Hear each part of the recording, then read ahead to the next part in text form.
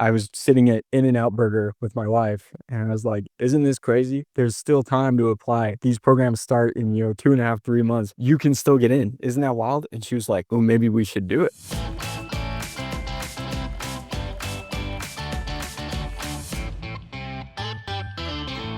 Hello, everybody. Welcome to another episode of Get to Be School. This is your host, Drex, and I hope that you are well. I mean that more today than I have in a long time, and things are just insane right now. And I genuinely hope that you're doing okay. Please, if there's anything that I can do or the team can do, please reach out. It's meant to be community, and community lifts one another up. Anything that I can do, know that I want to. This is a great episode. It's an upbeat episode, fun episode. James Holm is a good friend of mine. He and I worked together for several years at a startup in Utah, and I really appreciate him coming on and giving such a fun episode. His story is very interesting. He, for the longest time, wasn't going to go to business school. And then this year, in the matter of 6 months, he changes his mind completely, 180, gets accepted to Kellogg and UCLA, and decides to do the evening program down there. So we wish we were here, but I'm stoked for the success that he's having. He's a humble dude, a fun dude, and I know that he would be willing to help anyone who needs it. So if you like what he shares and if you want to know more, let me know, let him know, reach out to him. Other than that, if you know anyone who should be on the show or if you should be on the show, please reach out, make that introduction. If there's anything that we can do for you, let us know. Thank you to everyone who has left 5-star reviews and shared the show. If you haven't, please consider doing so. It really helps. Besides that, let's now get to the good part with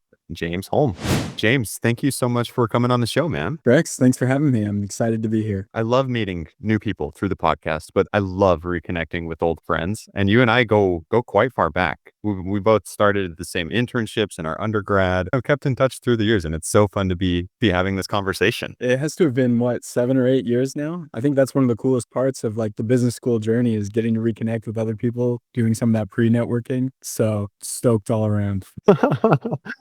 I know you quite well, but to the listeners who don't, would you mind giving a little bit about James? Absolutely. I'm James. I'm 29 years old. I live in Santa Monica, California. Just moved here to attend UCLA Anderson in the evening track. I work in marketing operations at a tech company. And for those of you that don't know what that is, marketing operations is the automation and reporting measurement of any marketing activity. In my spare time, I love running, surfing, playing basketball, big Utah Jazz fan, big music guy as well. You're the guy that makes everything look, you make it look cool, dude. I remember working together and you'd know the latest on the running stuff. You always knew the trendy music. Like your Spotify rap, way cooler than my Spotify rap. Oh man, I don't know about that. I am a big running shoe nerd though. I can tell you anything about running shoes. So don't get me started on that. Don't get your wife started on it either, probably. She's probably got a few words.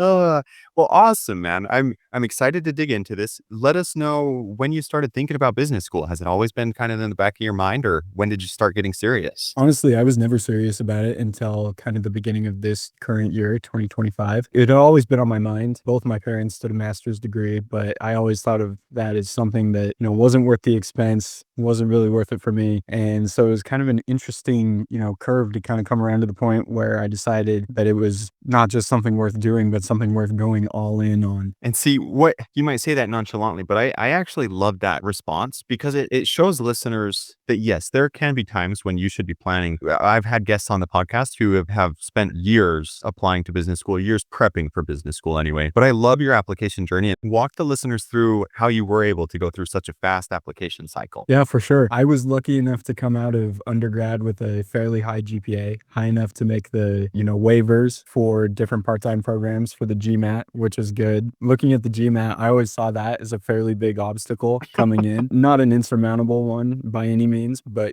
it's definitely an obstacle. And I think a lot of people probably see it that way. Definitely. Looking at that, when I decided to go to business school earlier this year, my original plan was to apply for full-time schools in 2026. And so it was a little bit of a journey to go from that to say, hey, we're going to do this fall. I started looking first, just Google searching best business schools for marketing. And so Kellogg obviously was at the top of that list. And then UCLA was pretty high as well. There were a few other schools that were on there. And so I started researching each one individually. I honestly hadn't even heard of Northwestern before. That probably shows my level of ball knowledge when it comes to college football.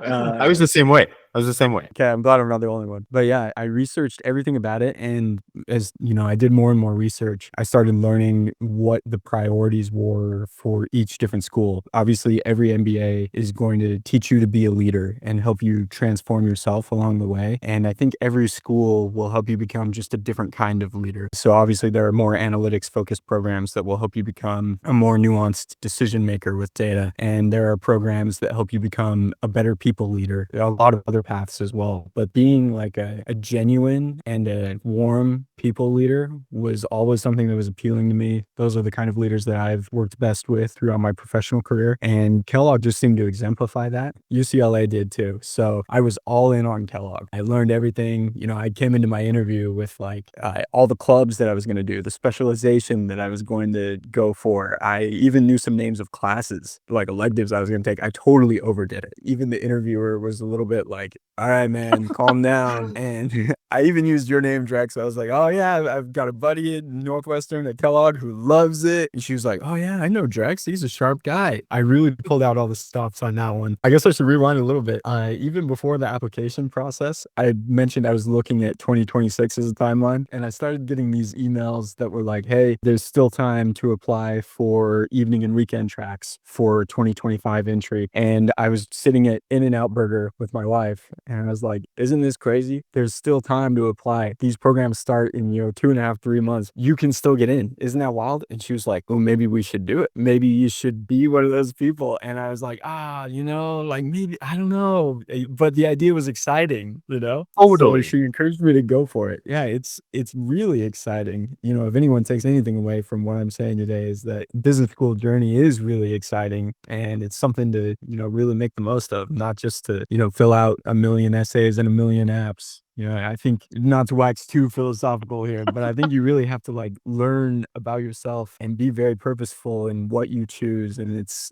kind of a journey. Like I keep using that word. I don't want to overuse it. It So really is. it really is. Yeah. And I turned it around and got our applications in. I finished the entire application for both Kellogg and UCLA in about a week and a half. So it was What? just a very fast, turnaround Yeah. after a very fast decision. That is just absurdly fast. Double click on that. Like, how did you rush it that fast and still write good essays? I was coming home from work in the evenings and I was just plugging in on my essays, like no distractions, phone in the other room. It's just dialing in for hours and hours every night. Did you use a coach? I met with a coach once at the beginning of the process to try to say like, hey, is this even a realistic option for me? And the coach is like, oh, well, yeah, you should give it a try. Like definitely with my help, you can get there, which is both genuine and a good sales pitch, right? Respect to all the coaches out there. I think you do a great thing. I'm lucky that my mom has her master's in English and taught English at the university level. And my dad also is an executive, has been an executive for a lot of years. So I got both of them on the phone and walked them through like storyboarding and the ideas that I wanted to share for the different prompts. And then they helped me edit a lot of my papers too. So Oh, that was a big leg up. But thanks, honestly, mom and dad. thanks, mom and dad. Another editing resource that I don't want to say everyone should lean too heavily on this, but using Claude specifically, Anthropic's AI is really good at writing programs branding into your essays. So I would run through drafts and drafts and then get to a place where I thought it was really good. And then I would run it through Claude with a prompt to say, hey, go read Northwestern Kellogg's website, take their branding, take their outcomes that they publish for their students, and help me rewrite my essay to use that brand voice and to include some of those terms from the website so that when the recruiters were reading them, it was easy, like it flowed well with what they're used to seeing on their own branding and from their own website. And I think that was, I don't want to say, use AI for everything. If you do, you're not going to come across authentic at all. Right. There is a certain amount of polish that I think everyone should look at that for. So that was a huge help to get through those essays so quickly. Well, and there's something to be said about ethically using AI versus being like, hey, AI, write my like what matters to me and why essay. Like check your guidelines, everyone. Make sure that there's no AI use. But I think that's brilliant. And it's something that if you're not doing, as long as again, the rules are in play, if you're not doing it, you're gonna get beat by those who are. A thing I love about your story is you can tell that there was that rush of positive energy where you see the possibility becoming real. It's like, wait, I could apply. Like, how crazy is it that we could apply right now and still go to school this fall. And then we start doing it. And then your essays come to life. And then you have these conversations with people. And then you have great connections. And then suddenly you get into both schools. So you got into both schools. Why didn't you come to that's a bad question. Not why didn't you come to Kellogg? Why did you go to UCLA? Yeah, great question. Obviously, Kellogg's M7 branding is hard to turn down, but I think no matter the perceived prestige level of your school, there's going to be some locationality with your network where you choose to go. So long term, I looked at it and, I lived in the Midwest for a while. I loved it out in Indiana. I looked at it and said, do I want to be in Chicago? Do I want to be in that area long term? Because that's the easiest path forward, right? It was to have that strong network around you. And, obviously a lot of brands will go nationwide or even throughout the world, right? And I think Kellogg is one of those. But just looking between the two locations, I knew like for myself and for my future family, I wanted to do Southern California. Maybe that's, not the best answer. I think there's just some raw truth to that, though. You can go anywhere. There's so many great schools. Like, location is not an undeniable factor, especially if you do have a family or a significant other that you're dragging around with you. Hey, what are the top 2 things that you're loving about your MBA experience? First of all, I'm absolutely loving the networking opportunities, meeting all of the people at Anderson. We get assigned to study groups for the entirety of the first year that we're together. And my group is, a medical doctor who has been practicing but went to Yale and is now doing an MBA. We've got a brand manager for Brat Stalls. There's an analyst from Northrop Grumman. There's all these, incredible people who have had amazing careers. They're very motivated. Working together with that group on different projects has widened my horizons and allowed me to see new viewpoints as well as learn from their experiences. So absolutely, number one, the people in the program make it what it is. And that's just been an amazing ride so far. Number two, everyone who reads too much MBA Reddit will look at programs and say, MBAs are a joke, man. Educationally, you're not going to learn a lot. But I really feel like the both the quality of the teaching and the rigor of the program educationally have been, above expectations for me. I feel like I've learned a lot already, just coming from the tech marketing world. I've got like a very specific viewpoint of like, I've always done everything one way. I've worked for one type of company for the last 7 or 8 years. And so to be, exposed to how different businesses run, how different decisions are made by people who have been there doing it has been amazing. Man, awesome, awesome, awesome. Make a pitch for the evening program specifically, because a lot of that, you would still have great students, great cohort that has amazing experience coming into the program, and you would still have an amazing education. I am biased towards the evening program. Help me sway the listeners to everyone do an evening program. So I think for me personally, I made my decision based on where marketing technology is going, and the impact that AI is having on the industry for MarTech right now is huge. And I just didn't feel like it was the right time to step away from that full time for 2 years. Obviously, you can keep up with industry trends, you can do your own research, you can learn on your own, but to be doing it and to be at the forefront of the AI revolution in systems was too good of an opportunity for me to turn down. So I think everyone that's in a full-time program is obviously having an awesome, incredible experience.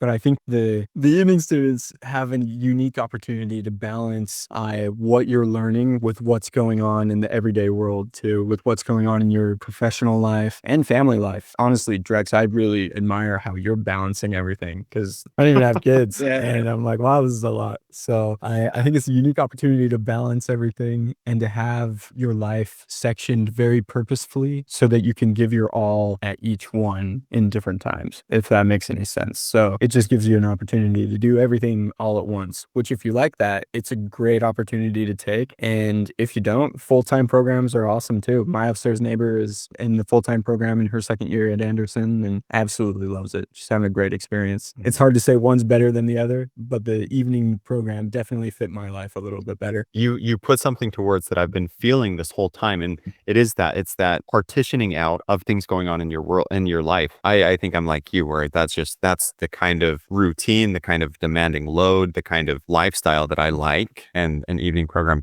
slots right into that. I mean, I tease because the full timers, my goodness, have you ever seen someone have so much fun? Like I got buddies coming back from yacht week.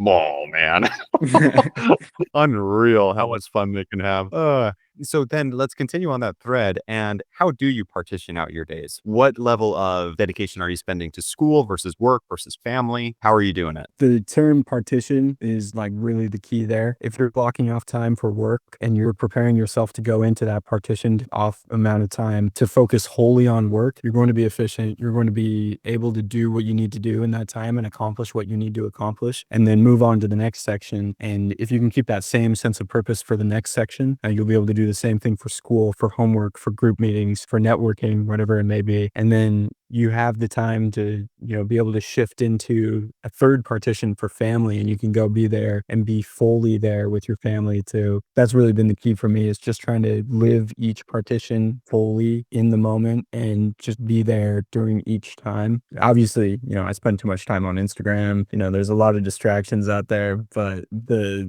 more you can put those away, the easier it makes it to take on school and full-time work and family responsibilities as well. Love that. Yeah, just like you. It's like, oh, I don't have any time. And you see your screen report and it's like, oh crap, I have a lot of time. I just wasted a lot of it. We all have more time than we think we do. Yeah, isn't that the truth? Here's a question. What's something that maybe you didn't expect? And it can be positive or negative, but something that you might warn someone about. Hey, I didn't know that this was going to happen. Just heads up on this. Well, first of all, interest accrues from the first time you disperse your student loans. For all those that are doing student loans, that was something that I didn't expect. So get ready for that. I think just from a more realistic perspective, I think trying to be present everywhere you go and be fully there does take a toll. We just finished what we call Foundations of Inclusive Leadership Week, where everyone takes a week off of work. You go from like 7:30 in the morning to 8 o'clock or 9 in the evening every day for a week. The whole day is networking. You're doing case studies together. You're meeting lots of other people. You're learning a lot. Coming home from those days, I was exhausted. Yeah. And I went into those looking at that like, hey, this is going to be a vacation. I'm an extroverted person. I can't wait to just go talk to people all day. And then coming home, I was, totally worn out. Oh, If for you sure. really are trying to purposefully, get to know everyone you can, have an impactful conversation with everyone you can, you're going to be cooked at the end of the day. I've never slept so well in my life. That's kind of fun. That leads really well into my last question, because we're unbelievably almost out of time. What's a piece of advice? Leave the listeners with one piece of advice to someone in your shoes 3 to 5 years ago. You'll know when the time is right. If you're going to go to business school, you'll know, and you'll know unquestionably. 3 to 5 years ago, I would have told, anyone and everyone, no way I was going. I didn't think it was worth the investment, didn't think it was worth the time. And now here I am, I'm having the time of my life. I never even would have expected it. So 3 to 5 years ago, if I looked back to myself, I'd say stay open to new opportunities, take advantage of everything you can, even if it's just going out with coworkers after work and maybe you're a little tired, you don't really want to do that. Go out, have that experience, make the most of everything you can, because if you do want to go to business school, looking at this from a narrow lens, you want to give yourself the biggest amount of experiences that you can draw from to tell your story. I think that's the biggest thing that I would say for sure. That takes work, but if you can put that into practice, that really is awesome. A really overstated part of preparing for MBA applications and choosing business schools is developing your story. I feel like a lot of people, and I definitely was one of them, read into that and just say like, okay, yeah, like learn to write about yourself, whatever. But you're really throughout that process, not just writing about yourself, you are writing a narrative of how what you've done can transform you through the MBA path. So for me, I really wanted to like create this narrative that I was someone who had developed a lot of technical skill and wanted to marry that to some leadership skills so that I could have more impact, pass on those technical skills to more people. I felt like that was, something that was the hardest part of deciding where I wanted to go to school, how I wanted to present myself, was finding a school that could then help me do that. And I talked a lot about Kellogg because that lined up so well with Kellogg's vision. UCLA's vision is on the same page. And I think, if you can develop your narrative of where you're going and how you've prepared yourself and how business school will help you take the next step. I feel like I'm speaking, in overused propaganda business school terms right now. But really, I found that part to be really true is once you decide, having a really good backstory, if you will, and then building that into what you'll do next, I think it's the best way that you can prepare yourself for admissions interviews, for essays, just making sure that, your narrative is added on top of your story. I'm so glad that you would share that. And I think it kind of comes back to your comment about being open and having those experiences that help you find your narrative, that help you experience your narrative. At times, I have felt that strength of an application is for those who have been aware of the fact that they're going to have to write their story. And so they've just been thinking on it, stewing on it. I love your story because it really is, it's perfect for someone who's not interested in going to business school. There are just so many people who knew the plan, have structured the plan out for the past 5 years. I love how you're just following what feels right and it's working out for you, man. So thanks for coming on the show. Thanks for sharing these thoughts and just being such a good friend. Oh, right back at you, Drex. Thanks for having me. And if I could just give a plug to the listeners, this show helped me decide where I wanted to go, what kind of leader I wanted to be. I don't want to be too dramatic, but Oh, this show really was a good guide for me on my, decision-making path. So, keep tuning in. Hope it does the same for you. thank you, dude.